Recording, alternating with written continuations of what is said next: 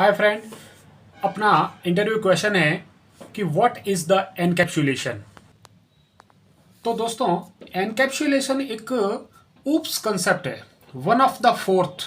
जो चार main concept है ऊप्स, उसमें से एक एनकैप्सुलेशन भी है।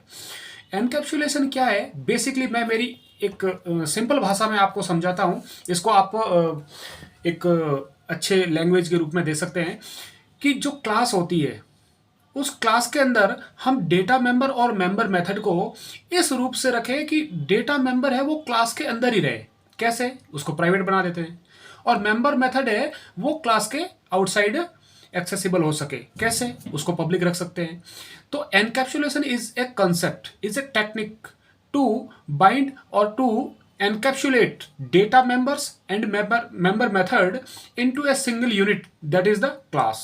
एक क्लास जो सिंगल यूनिट है उसके अंदर डेटा मेंबर और मेंबर मेथड को इस रूप से कंबाइन करना, इस मेथड इस कंसेप्ट से उसको एनकैप्सुलेट करना कि डेटा मेंबर है वो क्लास के बाहर एक्सेसिबल नहीं हो, क्योंकि वो प्राइवेट है। सो हमारा डेटा है वो सिक्योर रहेगा, जो डेटा मेंबर बोलते हैं। और मेंबर मेथड, जिसको हम फंक्शंस बोलते हैं या मेथड बोलते हैं, वो क्लास के बाहर एक्सेसिबल है।